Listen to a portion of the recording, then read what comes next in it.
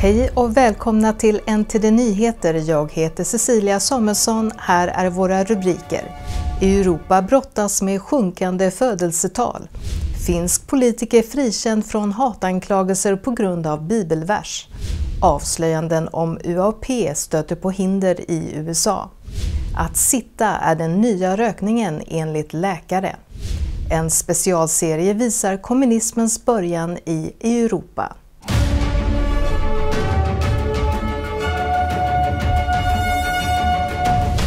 I stora delar av Europa har man under flera år kunnat konstatera en minskning av klient- och fertilitetstalen.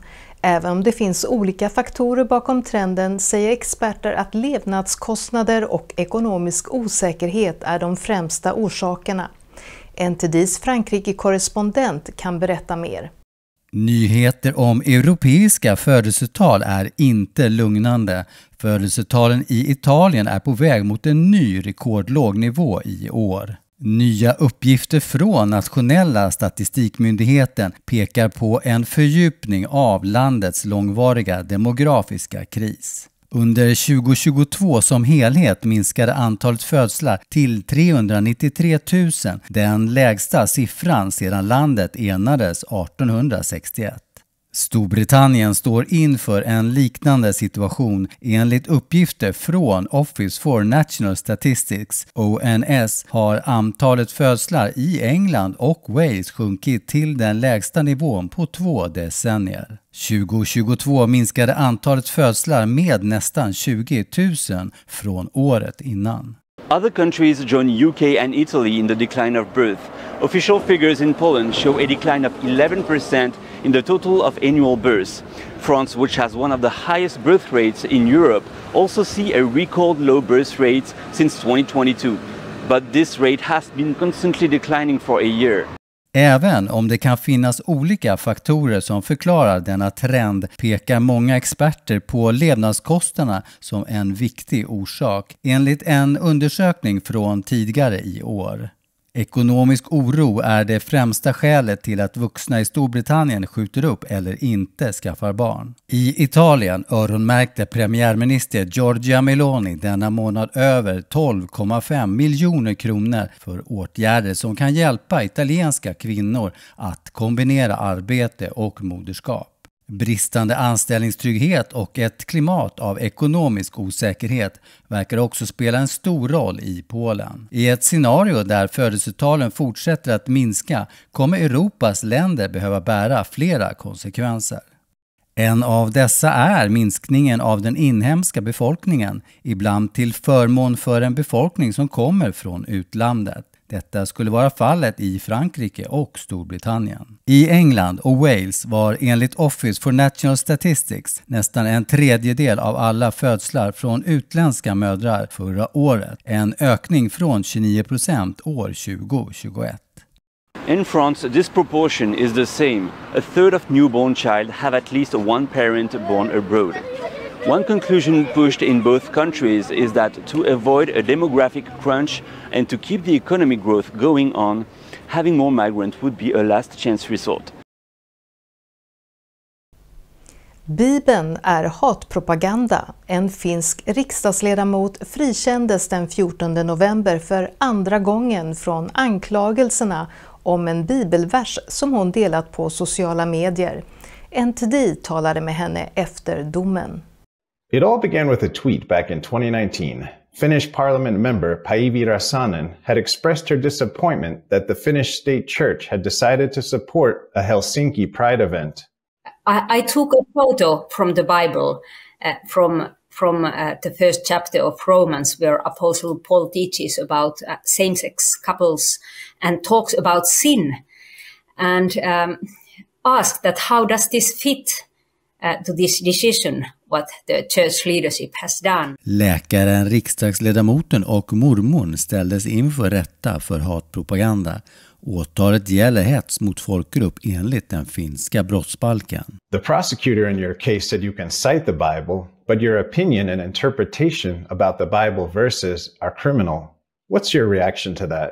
When I was a minister of interior, and also I was in charge of church affairs at that time, There was a Chinese minister visiting in Finland, and we had a discussion about the freedom of faith and freedom of religion. And he said about the same words. He said that in China you can believe in your heart and in your mind, whatever, but you can't express this. And now I heard the same from the Finnish prosecutor in court. Räsenen säger att biskoparna i statskyrkan är ganska liberalt sinnade och hon anser att hbtq-förespråkarna har påverkat kyrkan och dess politik på ett djupgående sätt. Riksdagsledamoten förklarar vad hon anser är mest oroande med detta. The church undermines people's trust on the Bible. And then it's not only about marriage or sexuality or gender. It is also about salvation.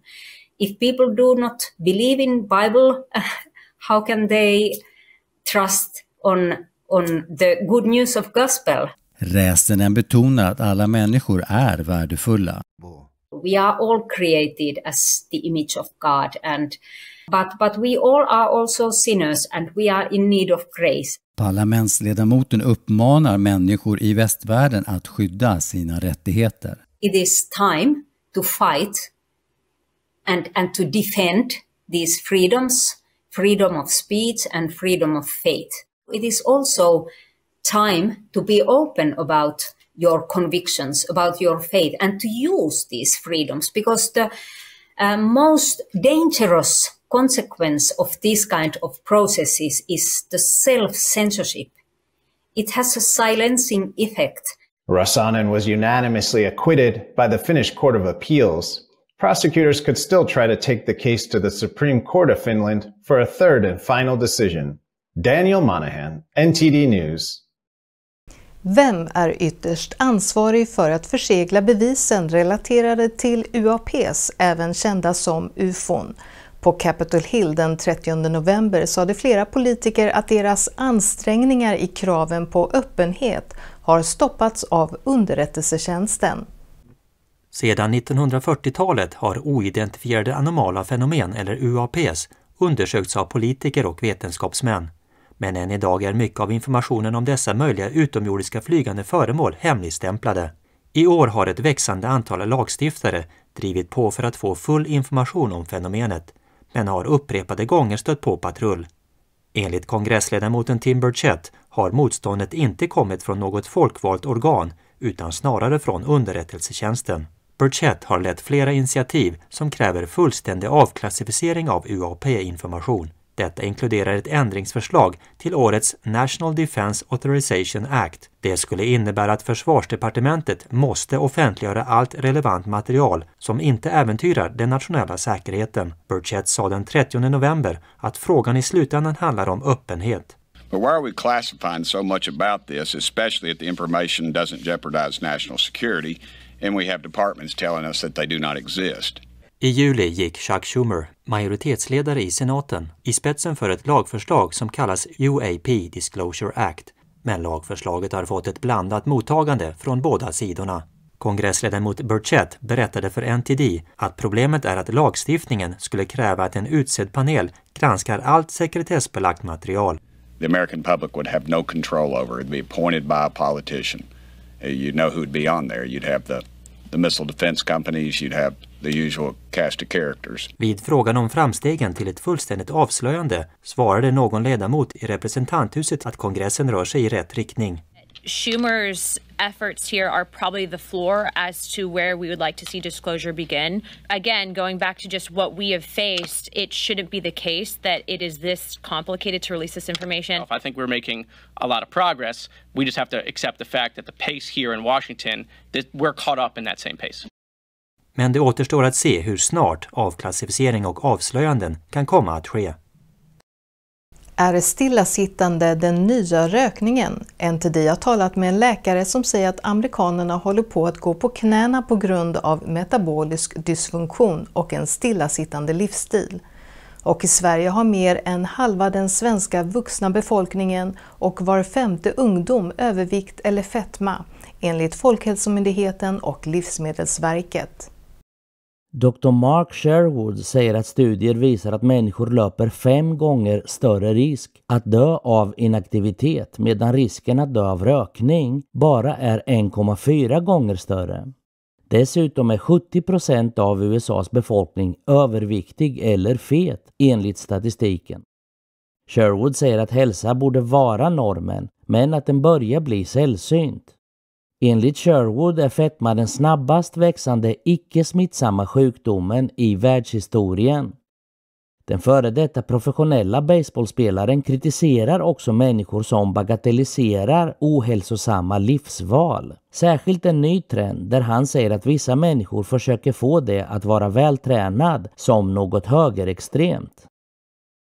Being overweight or being overfat creates inflammation, chronic systemic inflammation, and therefore every disease process has as part of it chronic systemic inflammation. So we're talking about increasing unhealthiness, increasing sickness, probably increasing the sick span of life and decreasing the lifespan itself, which none of those are good things.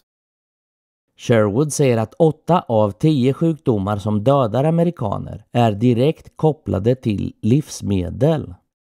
Type 2 diabetes, for example, we do not believe it should exist in one single person. Osteoporosis we think can be avoided. Alzheimer's dementia, we think that can pretty much be avoided.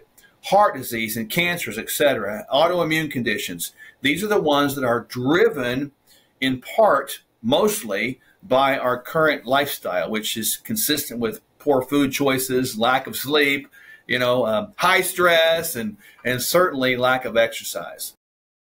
Sherwood uppmanar amerikanerna att förbättra sin kondition. I like to say that the more times you move, the more you can live. The only day you don't find time to exercise is the day you're dead. And the more you move, the more you live. And the less you move, the closer you are to rigor mortis. So the bottom line is, I tell people as a practical tip, for every 20 minutes they sit, just stand up for 2. And you do that through an 8-hour day of work. If you have a sit-down job, you've just done a good amount of squats. Enligt Sherwood kan vi alla sträva efter att vara vårt bästa jag. In all aspects, whether it be physically, emotionally, intellectually, spiritually, and even financially. Don't let excess weight become something that's acceptable, because it is the propensity to increase disease processes. Work to get that off every day, and hey, you're loved either way. Eftersom 100% av befolkningen beräknas vara överviktig år 2050 säger Sherwood att det är dags att agera nu. Mark Sherwood och hans fru har en hälsobaserad läkarmottagning på heltid i Tulsa, Oklahoma, som heter Functional Medical Institute. Vi är strax tillbaka. Den högsta konsten är vacker, häpnadsväckande, tidlös och berörande. Upplev konst med 5000 års historia. Inspirerad av det gudomliga. Upplev Gan Jing. Många av de profetior som förutsagts i ortodoxa religioner har gått i uppfyllelse, liksom Nostradamus förutsägelser och de som nedärvts i kulturer runt om i världen. Dessa profetior visar oss den viktiga sanningen att historien inte är en slumpmässig process, utan snarare ett drama där sekvensen av viktiga händelser har fastställts i förväg. I sluttiden, som också kan vara början på en ny historisk cykel, väntar alla världens religioner på en sak: skaparens ankomst till människornas värld. Alla dramer har ett klimax. Vi kommer nu att visa den första delen av del 2, kommunismens början i Europa, i specialserien Hur kommunismens spöke styr världen. Filmen är baserad på boken How the Spectre of Communism is Ruling Our World.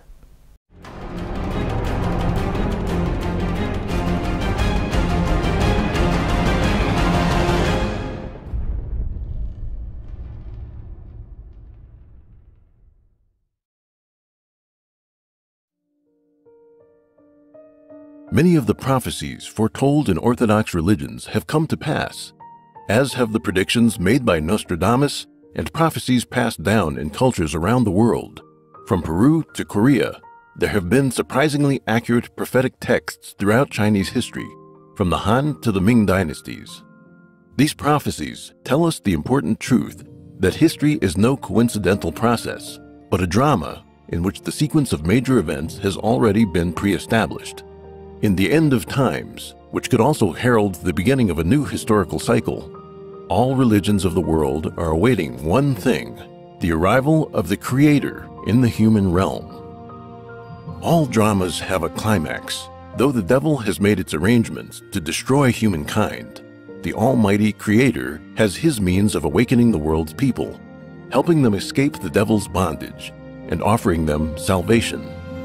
Today, unfolding in the final epoch before the Creator's appearance, is the ultimate battle between good and evil. Orthodox religions the world over have foretold that in the era of the Creator's return, the world would be awash with demons, abominations, and ominous events as humanity lost its moral restraints. This is none other than the world of today. The state of degeneration we face today has been long in the making. It began hundreds of years ago with the rise of its core driving force, atheism and the deception of humanity. It was Karl Marx who created an ideology to encompass the deception in all its permutations, and it was Vladimir Lenin who put the theory into brutal practice. Marx, however, was not an atheist. He followed the devil's cult and became the demon whose mission was to prevent man from recognizing the Creator in the end times. 1. Marx's satanic works.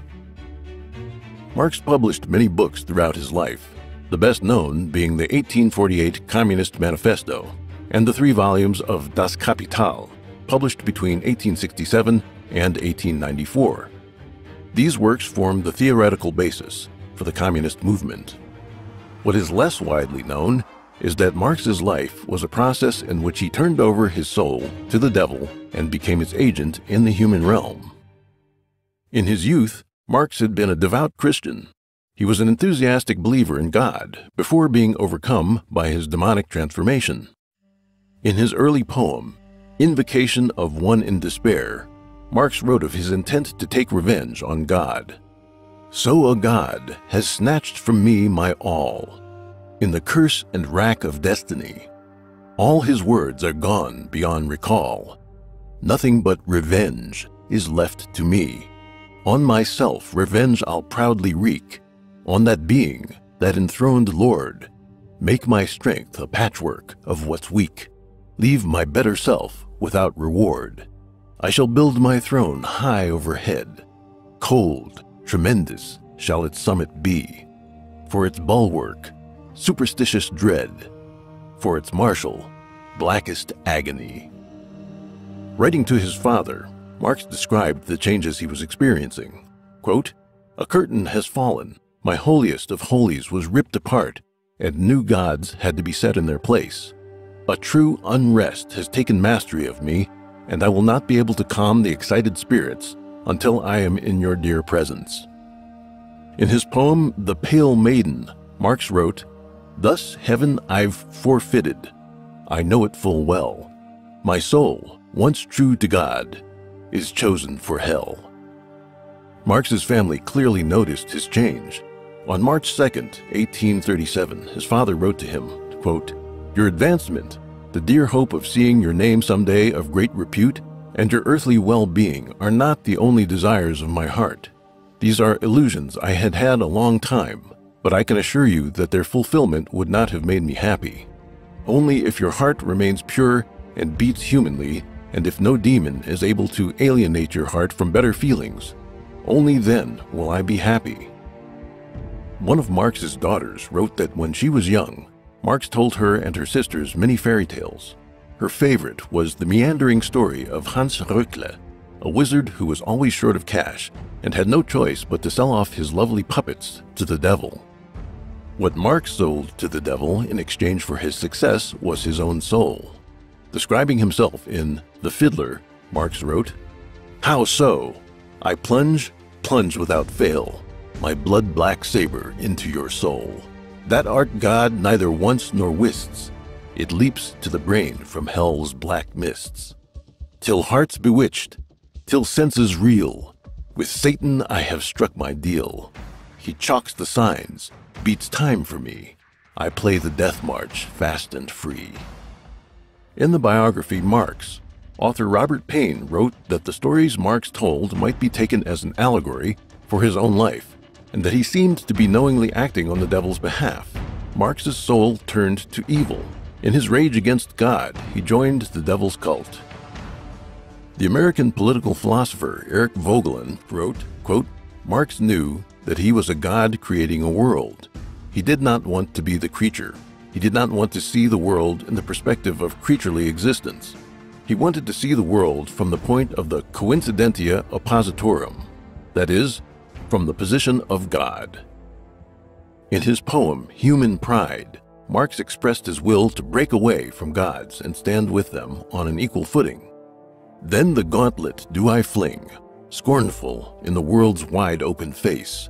Down the giant she-dwarf, whimpering, plunges, cannot crush my happiness. Like unto a god I dare, through that ruined realm in triumph roam. Every word is deed and fire, and my bosom like the Maker's own." Marx actively rebelled against the divine. Quote, "I long to take vengeance on the one who rules from above," and, quote, "The idea of God is the keynote of a perverted civilization. It must be destroyed." Soon after Marx died, his housemaid, Helene Demuth, said of him, quote, "He was a God-fearing man. When very sick, he prayed alone in his room before a row of lighted candles, tying a sort of tape measure around his forehead." Marx's prayer, as scholars have said, was neither Christian nor Jewish, but the real Marx was not atheist. Throughout human history, great sages taught sentient beings the way to enlightenment and laid the foundations of the world's civilizations. Jesus Christ established the bedrock of Christian civilization, and Lao Tzu's wisdom is the foundation of Taoism, a central pillar of Chinese philosophy. In ancient India, Shakyamuni's teachings led to Buddhism. The origins of their wisdom is a wonder. While the other sages may have been well-read, they obtained their insights from enlightenment and cultivation, not from ordinary studies. Marx's theories referenced the work of previous intellectuals, but ultimately originated from the evil specter. He wrote in the poem On Hegel, "Since I have found the highest of things and the depths of them also, rude am I as a god, cloaked by the dark like a god." By the specter's arrangement, Marx entered the human world and established the cult of communism to corrupt human morality, with the intention that mankind would turn on gods and doom themselves to eternal torment in hell. 2. Marxism's historical context. In order to spread Marxism, the evil specter laid down various intellectual and social foundations. We will examine these two components that serve as the context for the rise of communism. Scholars believe that Marx's theory was deeply influenced by Hegel and Ludwig Feuerbach. Feuerbach was an early denier of God's existence. He believed that religion was no more than an understanding of the, quote, infinity of perception. That is to say, that people invented God by imagining their own abilities writ large. Feuerbach's theory shed some light on how communism emerged and spread.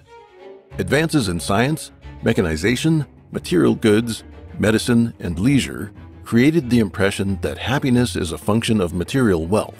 Therefore, any dissatisfaction must arise from social limitations. It seemed that with material advancement and social change, people would have the means to build a utopia without any need for God. This vision is the principal means by which people are lured, then initiated into the cult of communism. Feuerbach was not the first to reject Christianity and God. Friedrich Strauss questioned the authenticity of the Bible and the divinity of Jesus in his 1835 book, Life of Jesus. We can trace such atheist ideas back to the Enlightenment in the 17th and 18th centuries, or, if need be, to the time of the ancient Greeks, but that is not the purpose of this book. Although Marx's Communist Manifesto was written over a decade prior to the publication of Charles Darwin's On the Origin of Species, the theory of evolution provided Marx with apparent scientific grounding. If all species naturally happened as a result of natural selection, and human beings are merely the most advanced of organisms, then there is no room for God. In December 1860, Marx wrote about Darwin's theory to his associate Friedrich Engels, praising On the Origin of Species as, quote, the book that contains the natural history foundation for your viewpoint. In a letter to the socialist philosopher Ferdinand Lassalle in January 1862, Marx said, quote, Darwin's book is very important and serves me as a natural scientific basis for the class struggle in history. The theory of evolution in the field of natural science and the materialism in the field of philosophy provided Marxism with two powerful tools for misleading and recruiting followers. Society underwent profound changes in Marx's lifetime. In 1769, Watts's improved steam engines ushered in the first industrial revolution, replacing small artisan communities with mass production. Technical advancement in agriculture freed up surplus labor to move to cities and toil in factories. Free trade created innovation in sales and marketing. Industrialization invariably fosters the rise of cities and the flow of people, information, and ideas. In cities, people are not as connected to each other in comparison to rural life. In a city, even an outcast can write books. Following his exile from Germany, Marx moved to France, Belgium, and then England, where he settled down in the London slums. The Second Industrial Revolution began in Marx's later years, bringing electrification, the internal combustion engine, and chemical manufacturing. The invention of the telegraph and the telephone revolutionized communications. Each change threw society into upheaval as people scrambled to adapt to the new reality amid technological shifts. Many could not keep up, leading to the polarization of haves and have-nots, economic crises, and the like. This upheaval created ripe conditions for spreading Marx's view of social norms and traditions as oppressive relics to be destroyed. At the same time, as technology made it possible to transform nature on a large scale, humanity's arrogance grew. Rather than viewing Marxism as the result of social upheaval and the attendant intellectual trend, these factors should be understood in light of the devil's plans to destabilize humanity and spread Marxism among mankind.